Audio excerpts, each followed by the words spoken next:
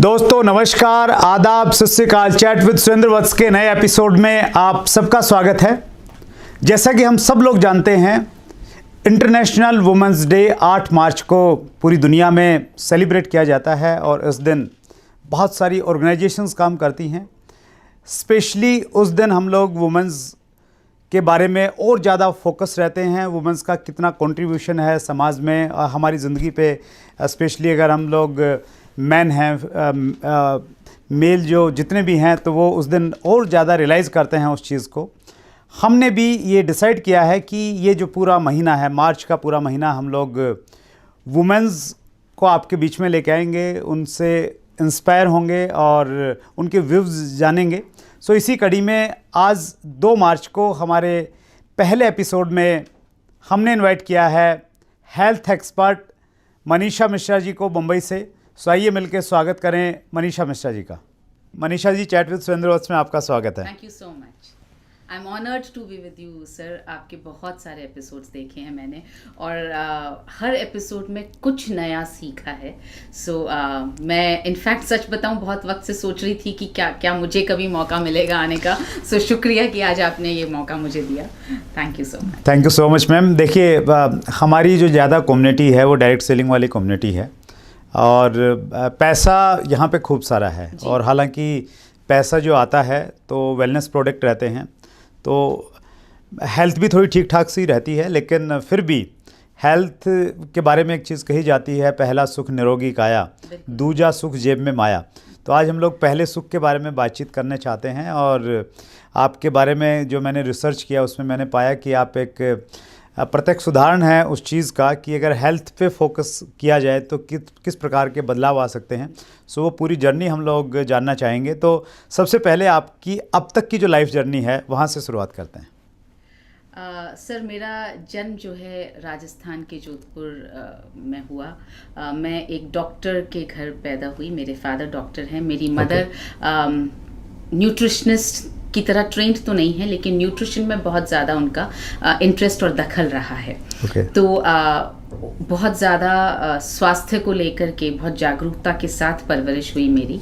और मैंने MBA किया और उसके बाद में शादी, बच्चा, जॉब, ये सब करते करते कब जीवन की आपाधापी में आई हैड डायबिटीज़ मुझे खुद समझ नहीं आया। और एक दिन अचानक से समझ में आया कि 427 का शुगर लेवल मेरा। और मेरे पापा को तो बिल्कुल भरोसा नहीं हुआ कि जिस तरह का खाना पीना और वो सब रहता है मेरा, उसमें डायबिटीज़ कैसे हो सकती है। लेकिन ये डिसाइड किया कि मैं कोशिश करूँगी कि मैं बिना दवाइयों के अपने आप को रिवर्स कर लूँ। तो मैंने शुरू हुई मेरी एक जर्नी, एक यात्रा। और इस बीच ईश्वर ने कुछ इस तरह का प्रावधान किया कि हालांकि मैंने फिनेंस में अपना करियर मेरा था, पर मुझे एक न्यूट्रास्यूटिकल के साथ जुड़ने का मौका मिला, जहाँ पर मैं अभी एक वाइस प्रेसिडेंट की तरह काम कर रही हूँ। तो उस वजह से भी न्यूट्रिशन को ज़्यादा समझने का मौका मिला।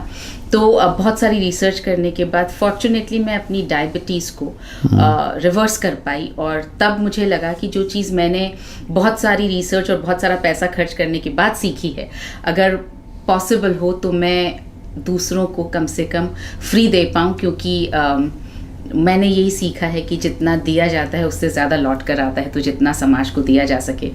तो इसलिए एक हेल्थ की तरफ मेरा रुझान बढ़ता चला गया। That's great. आपका जो प्रोग्राम है मैम, आपकी सेहत आपके हाथ मनीषा के साथ, तो वो बहुत पॉपुलर प्रोग्राम है और पर्सनली मैं उसमें जुड़ा रहा तो मुझे मालूम है उसकी कितनी वर्थ है।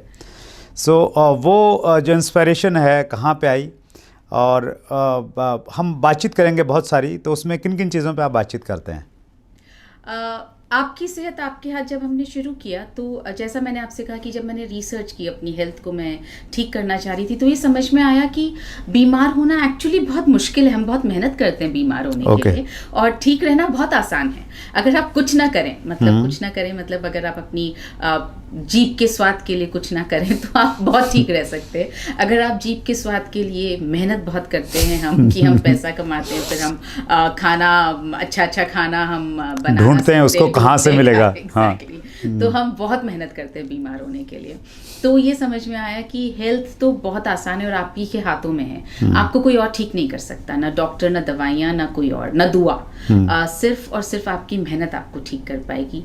तो बहुत सिंपल सा ये लगा कि जब अपनी सेहत अपने ही हाथ में है तो क्यों ना जो चीज़ सीखी गई है वो अगर दूसरों को बता दी जाए। तो और जिस कंपनी के साथ मैं कार्यरत हूँ, तो मेरे जो बॉस हैं उनका हमेशा ये रहता है कि जो कुछ हमारे पास है वो हम दे पाएँ और फ्री ऑफ कॉस्ट दे पाएँ, तो वो है सही समाज सेवा। तो उनके इंस्पिरेशन से ये शुरू हुआ प्रोग्राम, और 5 दिन हुए प्रोग्राम को, और आपने इंस्पायर कर दिया ये बोल के कि आप एम्बेसडर बनना चाहते हैं इस प्रोग्राम के। तो वो मेरे लिए जैसे कहते हैं कि सोने पे सुहागा था। मुझे ऐसा लगा जैसे कुछ सही कर रही हूँ, इसलिए वत्सर ने ये कहा है कि वो एम्बेसडर बनना चाहते हैं। तो मेरे लिए वो एक बहुत इम्पॉर्टेंट विनिंग मोमेंट था मेरी लाइफ का। मैम देखिए, इस चैनल पे मैं अक्सर ये शेयर करता हूँ सभी व्यूवर्स के साथ में कि मैं अपनी ज़िंदगी में जिन लोगों से इंस्पायर हूँ और जिनसे मैंने बहुत कुछ सीखा है, उनको मैं किसी न किसी माध्यम से, नहीं इंटरव्यू के माध्यम से यहाँ पे लेके आता हूँ। और ऐसे बहुत सारे नाम हैं जिनसे मैंने बहुत कुछ सीखा, और जब भी मौका मिलता है उनको मैं लेके आता हूँ। तो मैंने आपसे भी बहुत कुछ सीखा है, स्पेशली उस प्रोग्राम में जुड़ने के बाद में। और मैं ये चाह रहा हूँ कि वो जो नॉलेज है जिसका मुझे लाभ मिला, उसका बहुत सारे लोगों को लाभ मिलना चाहिए, और उसी चीज़ को हम लोग आगे बढ़ाते हैं। अगर एक आदमी हेल्दी रहना चाहता है, हेल्दी तो सभी रहना चाहते हैं वैसे, लेकिन वो हेल्दी रहना भी चाहता है, और वो बहुत ज़्यादा साइंस में नहीं जाना चाह रहा, न्यूट्रिशन क्या है उसमें भी बहुत ज़्यादा नहीं जाना चाहता, वो अपने लाइफस्टाइल में क्या छोटे मोटे चेंजेस करे कि वो लंबी ज़िंदगी अच्छी सेहत के साथ में जी सके। पहला जो सबसे आसान चेंज मुझे लगता है वत्सर, वो ये है कि आप अपनी घड़ी को, शरीर की एक घड़ी होती है, उसको अगर हम समझ लें और उस हिसाब से हम चलना शुरू कर दें, पहला स्टेप ही आपको बहुत ज़्यादा हेल्थ दे सकता है। जैसे मैं हमेशा कहती हूँ कि शाम को 8 बजे से लेके सुबह 4 बजे का वक्त जो है, वो टाइम है जब आपकी बॉडी अपने आप को हील कर रही है, रिपेयर कर रही है, ठीक कर रही है। उस वक्त बॉडी को मौका दीजिए ये काम करने का। उस वक्त खाइए मत, उस वक्त वॉक मत कीजिए, उस वक्त एक्सरसाइज मत कीजिए। वो वक्त है रिलैक्स करने का, सोने का, अपनी बॉडी को रिपेयर करने का। 4 बजे से लेके दोपहर में 12 बजे का वक्त है, बॉडी अपने आप को साफ करती है, डिटॉक्स करती है, क्लींस कर रही है। उस वक्त वॉक करिए, व्यायाम करिए, आप उस वक्त गर्म पानी पीजिए, आप उस वक्त हल्का खाना खाइए, मतलब फाइबर खाइए कि आपका पेट साफ हो जाए। क्लीनिंग का मतलब बॉडी कॉन्स्टिपेशन नहीं होना चाहिए, और कहीं पर भी टॉक्सिन्स आपकी बॉडी में अटके ना रहें। उसके लिए कुछ स्पेशल एक्सरसाइजेज हम सुबह के प्रोग्राम में करते हैं। और तीसरा जो है 12 बजे से लेके, दोपहर के 12 बजे से लेके रात को 8 बजे का वक्त है एब्जॉर्प्शन का। जब बॉडी बिल्कुल तैयार है न्यूट्रिशन लेने के लिए, डाइजेशन के लिए, वो मांग रही है, उस वक्त आप उसको वो खाना दीजिए जो वो ग्रो करने में मदद करेगा। और इसका एक बहुत सीधा प्रिंसिपल मैंने जो अपनी ज़िंदगी में अपना रखा है कि ये मैं वही खाना कोशिश करती हूँ कि वही खाऊं जो सीधा पौधे से आया। और वो जितना कम कुक होकर के मेरे पेट में जा पाए उतना बेहतर। तो मेरा पहला टेस्ट ये होता है, क्या ये पौधे से आया, मतलब प्लांट बेस्ड।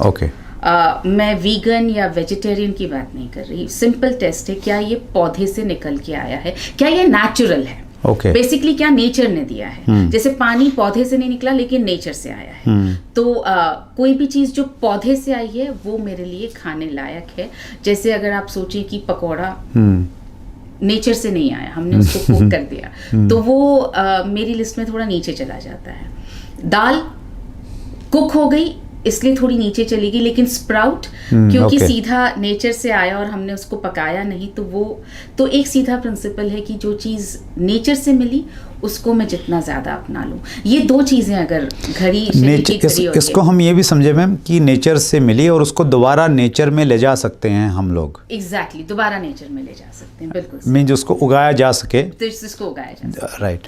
तो ये जो क्लॉक आपने बताया, इसमें आपने बताया कि रात को 8 बजे से सुबह 4 बजे तक हमें कुछ खाना नहीं है, सीधी भाषा में 4 से 12 तक हमें क्लिनजिंग करनी है अपनी बॉडी की, और 12 से 8 हमें न्यूट्रिशन लेने हैं। तो यहाँ पे जनरली एक कहावत है, ऐसा सुना जाता है कि भाई ब्रेकफास्ट जो है ना वो राजाओं की तरह होना चाहिए। तो राजाओं का मतलब तो ये हुआ कि खूब हैवी लेना है, और आप मॉर्निंग में बता रहे हैं कि बहुत ज़्यादा नहीं लेना है। अगर आप तो बहुत पढ़ते रहते हैं वत्सर, आई एम श्योर आपने पुराने ग्रंथ और उपनिषद और शास्त्र बहुत पढ़े होंगे। मैंने उतना बहुत ज़्यादा तो नहीं पढ़ा, हाँ, लेकिन मैंने उतना नहीं पढ़ा है, लेकिन इतना ज़रूर पता है कि जैसे जब हम कृष्ण की और राम की जो कहानियाँ हम सुनते हैं, उसमें हमने कभी भी ये नहीं सुना कि नाश्ता किया, हमने यही सुना भोजन किया। तो ये जो नाश्ते वाला कल्चर है, टू ब्रेक योर फास्ट, ये आया ब्रिटिश लोगों से हमारी कंट्री में। उनके यहाँ पे बेड टी और ब्रेकफास्ट और उसके बाद लंच और उसके बाद सपर और उसके बाद डिनर, ये सब उनके वहाँ के तरीके हैं जो हमने अपना लिए। हमारे यहाँ पर अगर आप देखें तो 10-11 बजे खाना खा लिया जाता था, और उसके बाद सूर्यास्त से पहले खाना खा लिया जाता था। तब हमारे यहाँ रोग नहीं थे। तो ये जो ब्रेकफास्ट वाला जो ट्रेडिशन है, ये वहाँ से आया।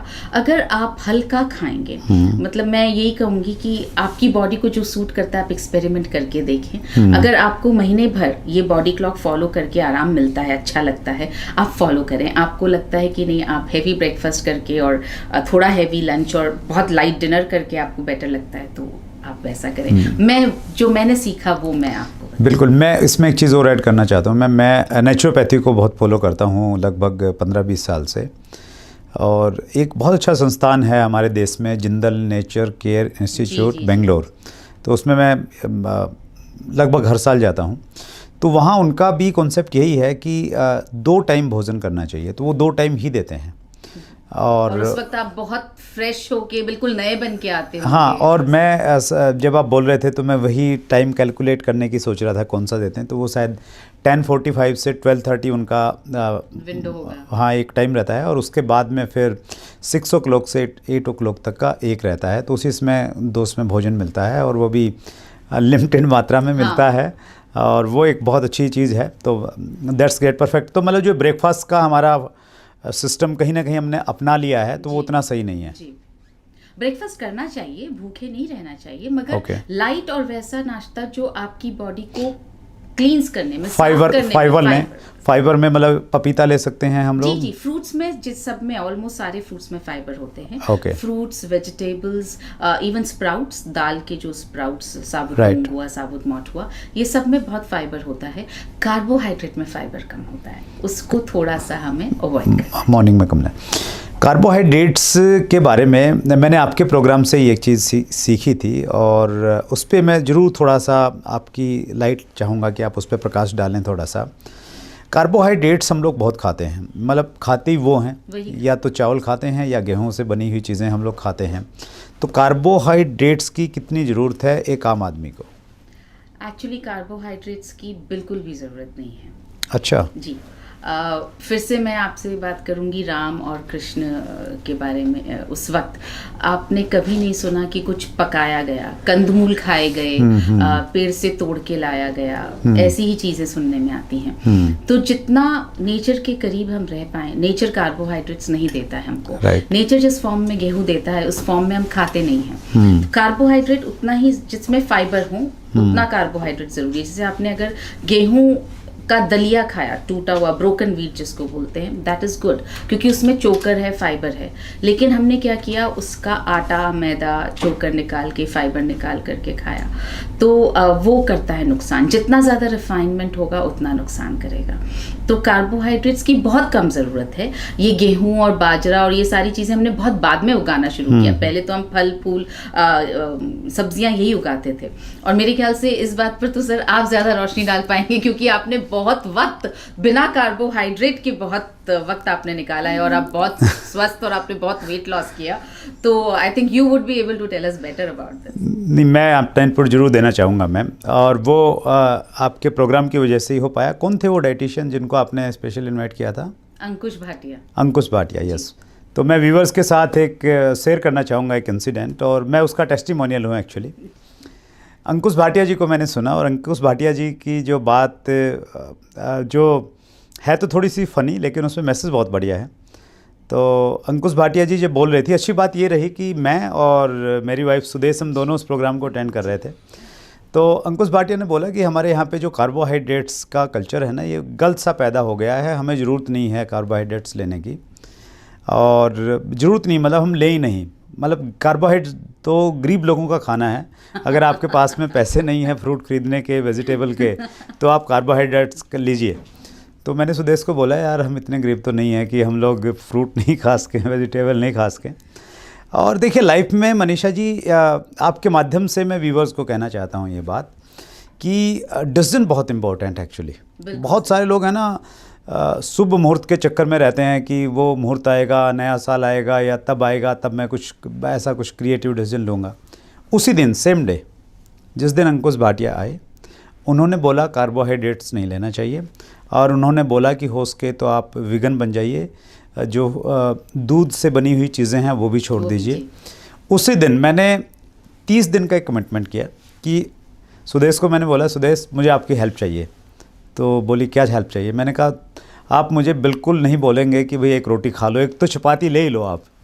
तो मैंने कहा बिल्कुल आप नहीं बोलेंगे। नहीं बोले, मैं बिल्कुल नहीं बोलूँगी। तो उन्होंने चूँकि वो प्रोग्राम देखा था तो वो कन्विंस थे उस पॉइंट से, और उसी दिन से सेम डे से मैंने 30 दिन का कमिटमेंट किया। और वो टाइम था लॉकडाउन का, सब कुछ बंद था बाहर, और अच्छी बात ये है कि मेरी ट्रैवलिंग बहुत रहती थी, तो ट्रैवलिंग कहीं थी नहीं, तो मेरे लिए थोड़ा सा आसान हो गया। तो 30 दिन मैंने उसको पूरा किया।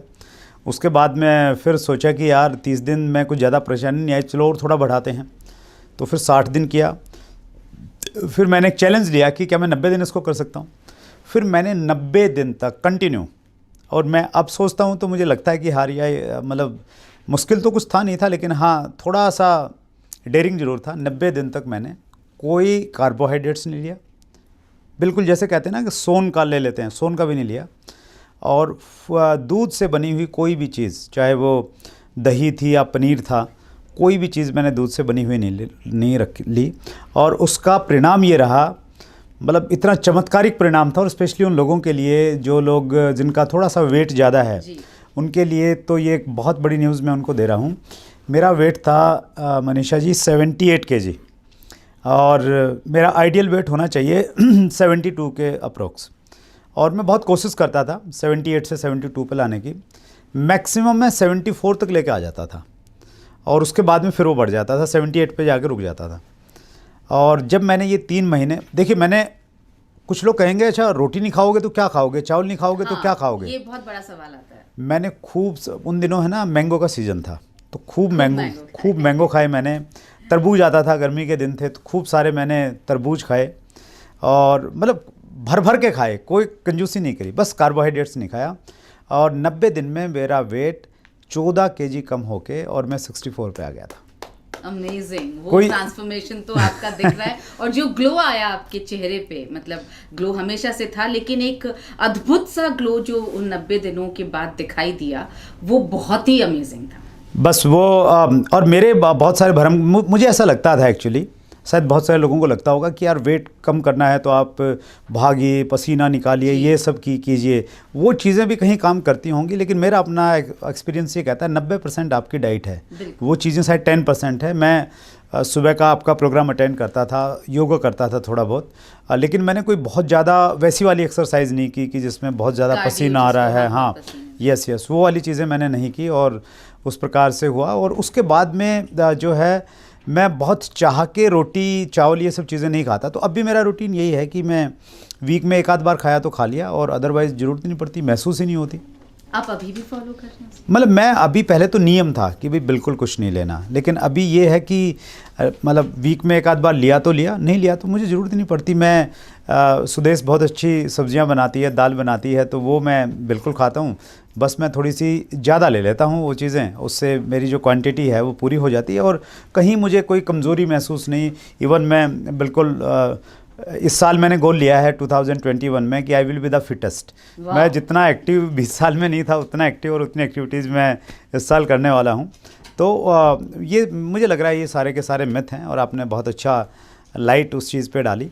तो आगे हम लोग बढ़ते हैं, और आप खुद वुमेन हैं, और हमारे देश में, और चूँकि ये पूरा जो महीना है हम लोग वुमेंस के लिए डेडिकेट कर रहे हैं, ये पूरा महीना, अगर हम पर्टिकुलर वुमेन की हेल्थ के ऊपर में अगर हम बातचीत करें तो वुमेन्स जर्नली बहुत ज़्यादा सेक्रीफाइस करती हैं, स्पेशली घरों में।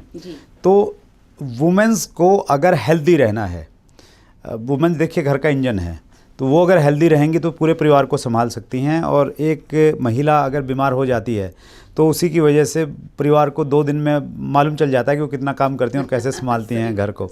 तो एक वुमेन को अगर हेल्दी रहना है, बीमार नहीं पड़ना है, तो किन चीज़ों का ध्यान रखना चाहिए? पहली चीज़ जो मेरे दिमाग में आती है, एक वुमेन जब माँ बन जाती है तो, या इनफैक्ट जब वुमेन बन जाती है तो उसने अपनी माँ को भी ये करते हुए देखा है, तो खुद भी वो फॉलो करने लगती है कि घर में जो भी बनेगा, अगर कोई और खाए ना खाए, उसे लगता है ये मेरी जिम्मेदारी है, इसको ख़त्म करना है। तो जब बच्चा छोटा है तो बच्चा कुछ खाना माँ के पेट में जाता है। जब बच्चा थोड़ा बड़ा हो जाता है तब भी कोई कुछ भी चीज़ जो डस्टबिन में जाने की बजाय वो क्या सोचती है, मेरे पेट में चली जाए तो ठीक, फ्रिज में रखा हुआ खाना है, बासी खाना है, बहुत दिनों का खाना है, तो वो ज़रूर ये सैक्रिफाइस समझ लीजिए या ये उसका घर चलाने का तरीका समझ लीजिए, लेकिन उससे नुकसान अपना ही हो रहा है। तो एक चीज़ जो मैंने सीखी अपने फादर से कि वैसे तो अन्न का अपमान नहीं किया जाना चाहिए, लेकिन अगर मजबूरी हो जाए कि आपको अपने पेट को डस्टबिन बनाना है या डस्टबिन को डस्टबिन बनाना है, तो डस्टबिन को डस्टबिन रहने दो, पेट को डस्टबिन मत बनाओ। बहुत खूब। तो वो एक चीज़ मुझे लगता है कि अगर महिलाएं आदत डाल लेंगी या सीख लेंगी तो मेरे ख्याल से उनकी हेल्थ में एक बहुत बड़ा परिवर्तन आ सकता है। और दूसरी चीज़ जो मैं हर महिला से कहना चाहती हूँ, पानी का सेवन जो है वो हमारा बहुत कम होता है, महिलाओं का स्पेशली काम के दौरान। तो पानी का सेवन करें, लेकिन कभी भी ऐसे ना करें कि ऊपर से पी लिया या जल्दी में पी लिया। पानी हम बहुत जल्दी में और बहुत एक साथ पीते हैं। तो महिलाएं अगर बैठ करके एक एक सिप पानी पिएं, 10 मिनट लगा करके पानी पिएं, अपनी मन की शांति के साथ पानी पिएं, तो वो उनकी इमोशनल और उनकी फिजिकल हेल्थ दोनों पे बहुत बड़ा इम्पैक्ट आएगा। ये 2 चीज़ें मुझे लगता है अगर बदल ली जाएं तो एक महिला की हेल्थ बहुत ज़्यादा इम्प्रूव ऑटोमेटिकली हो जाएगी। फिर से बोलूँगी, अपनी सेहत अपने ही हाथ में है। That's great, wonderful. वुमेन में स्पेशली मैम आयरन की बहुत कमी पाई जाती है, और बहुत सारी वुमेन जो हैं वो ब्लड की भी उनके अंदर उतनी प्रॉब्लम है, जो आंकड़े बताते हैं, एग्जैक्टली शायद आपको आइडिया होगा। तो उस चीज़ के लिए पर्टिकुलर कुछ न्यूट्रिशन अलग से लेने चाहिए खाने के अलावा? हाँ, बिल्कुल लेने चाहिए। स्पेशली जब एक बच्ची को पीरियड शुरू हो जाते हैं और ब्लड का लॉस शुरू हो जाता है, तो हम लोग अपने घरों में कभी भी कुछ एक्स्ट्रा बच्चियों को देने का कोई ट्रेडिशन ही नहीं रहा है हमारे यहाँ। वही खान पीन रहता है, रूटीन सबके यहाँ सबके लिए बन रहा है, वही उनके लिए भी बन रहा है। ज़्यादा अगर कमज़ोरी आ गई तो हम क्या करेंगे कि कुछ चीज़ें थोड़े वक्त के लिए दे देते हैं, जैसे बीट रूट दे दिया या अंजीर दे दिया, लेकिन वो सब बहुत छोटे वक्त के लिए होता है और उसमें से जो है साइंटिफिकली आयरन का एब्जॉर्प्शन उतना होता नहीं है। तो खाना खिलाना बहुत ज़्यादा पड़ता है, मगर आयरन फिर भी थोड़ा ही जाता है। तो अगर आयरन सप्लीमेंटेशन, ज़रूरी नहीं है कि प्रेगनेंसी तक ही वेट करके आयरन सप्लीमेंटेशन शुरू किया जाए। आयरन का सप्लीमेंटेशन एक बच्ची को जैसे पीरियड शुरू होते हैं, प्यूबर्टी जब वो हिट करती है, तब आयरन का सप्लीमेंटेशन शुरू करना चाहिए, ताकि उसका हीमोग्लोबिन लेवल जो है वो हमेशा बना रहे। क्योंकि ब्लड की वो कमज़ोरी का एहसास, जो कमज़ोरी 10 साल में पैदा होती है, 13 साल की उम्र से 23 साल तक, उसका एहसास कब होता है? जब वो माँ बनने वाली होती है। तो एक कमज़ोर माँ यूजुअली एक कमज़ोर बच्चे को ही जन्म दे पाएगी। तो क्योंकि मैंने जैसे आपसे कहा, मैं एक न्यूट्रास्यूटिकल से जुड़ी हुई हूँ और वहाँ पे बहुत सारी रिसर्चेस की हैं हमने, तो हमें ये समझ में आया है कि 13 साल की उम्र से आयरन का सप्लीमेंटेशन अगर शुरू हो जाता है तो एक बच्ची की हेल्थ बहुत बेहतर रह सकती है। मतलब 13 से 23 या 25 का जो ये पर्टिकुलर या समय अवधि है, इसमें बहुत ज़्यादा ध्यान रखने की ज़रूरत है।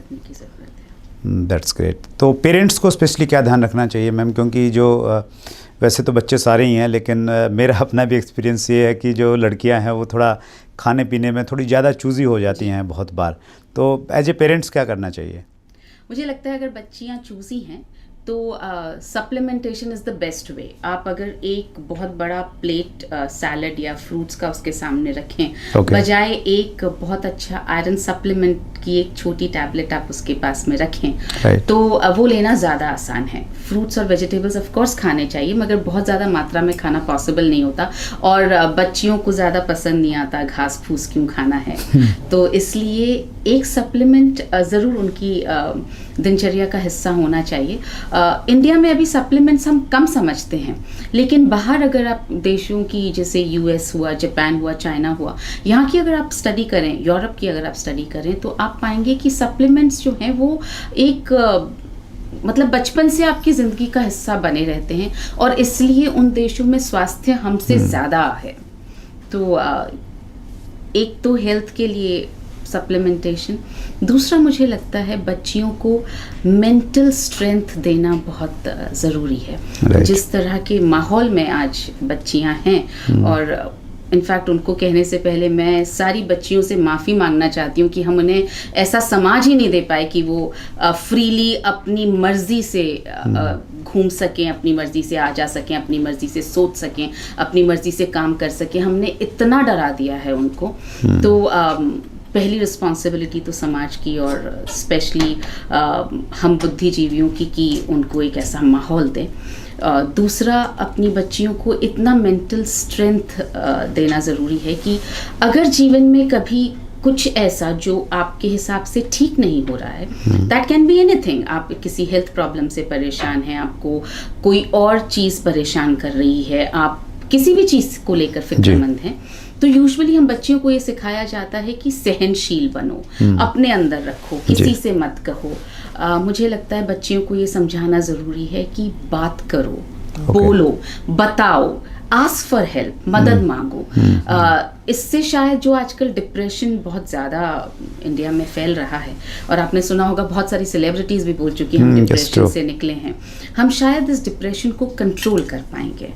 और एक और बात जो मेरे बहुत ज़्यादा करीब है दिल के, वो ये कि हम जितनों के भी, हम जो बेटों के माँ बाप हैं, शायद हमारी जिम्मेदारी बनती है अपने बेटों को ये समझाने की कि महिलाओं की इज्जत करनी चाहिए। शुरुआत वहाँ से होनी चाहिए, घर से होनी चाहिए, कि एक समाज हमारा तब सुरक्षित रह पाएगा जब हमारे बेटों को ये पता होगा कि महिलाओं की इज्जत कैसे की जाती है।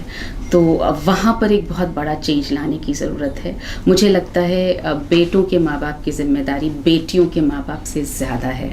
अगर हम बेटियों को अपना अभिमान या उनके लिए एक सोसाइटी क्रिएट करना चाहते हैं, तो मेरे ख्याल से बेटों के माँ बाप को अपनी जिम्मेदारी समझनी पड़ेगी। दैट्स ग्रेट मैम, आपने बहुत गहरी बात कही कि हम स्पेशली बच्चियों के लिए और वुमेंस के लिए वो इन्वायरमेंट क्रिएट नहीं कर पाए हैं, जहाँ पे आज भी आज़ादी के इतने सालों के बावजूद भी और एक अच्छा समाज होने के बावजूद भी कहीं ना कहीं एक भेदभाव वाली स्थिति भी कहीं ना कहीं दिखती है। और आप जैसी महिलाएं उसमें बहुत आगे हैं मैम, और आपका बहुत बड़ा कंट्रीब्यूशन है, पर्सनली मैं जानता हूँ, और आप बहुत सारे प्रयास करती रहती हैं इस दिशा में, और आपकी आवाज़ बहुत सारे लोगों तक जाएगी। और पर्सनली देखिए, हम सब लोग सीरियस होते हैं, लेकिन बात को सुनते हैं तो थोड़ा और एहसास होता है कि और ज़्यादा हमें जिम्मेवारी के साथ इस दिशा में काम करना चाहिए। तो हम यहाँ पे चैनल के माध्यम से भी किसी न किसी रूप में इस बात को आगे बढ़ाने का और आगे लेके जाने का प्रयास करेंगे। आप मैम हमारे प्रोग्राम में आई, बहुत सारा आपके पास में नॉलेज है, मुझे मालूम है आपकी मास्टरी है हेल्थ के बारे में, मैंने बखूबी देखा है, लेकिन समय की हमारी लिमिटेशन है। फिर कभी और डिटेल में आपसे बातचीत करेंगे। चैट विद सुरेंद्र वत्स के व्यूवर्स को समय देने के लिए बहुत बहुत धन्यवाद। Thank you very much. So ये थी मनीषा मिश्रा, हेल्थ एक्सपर्ट मुंबई से। हमारा हर एपिसोड क्विज कॉन्टेस्ट वाला एपिसोड होता है। इस एपिसोड के डिस्क्रिप्शन में आपको एक लिंक मिलेगा, और उस लिंक पर अगर आप जाएंगे तो आपको 5 प्रश्न मिलेंगे। आप अगर उन 5 प्रश्नों का सही जवाब देते हैं तो 10 भाग्यशाली विनर्स को हमारा programme A to Z of direct selling के एक टॉपिक में पार्टिसिपेट्स करने का फ्री रजिस्ट्रेशन का मौका मिलेगा। उससे आप सीख सकते हैं और आगे बढ़ सकते हैं। सो क्विज़ खेलना मत भूलिएगा। और जैसा आरंभ में मैंने बताया था कि मार्च का पूरा महीना हम लोग वुमेंस का इंटरव्यू लेने वाले हैं। सो अगले मंगलवार को एक और वुमेन पर्सनैलिटी से आपकी मुलाकात होगी। अपना ख्याल रखिएगा। बहुत बहुत धन्यवाद।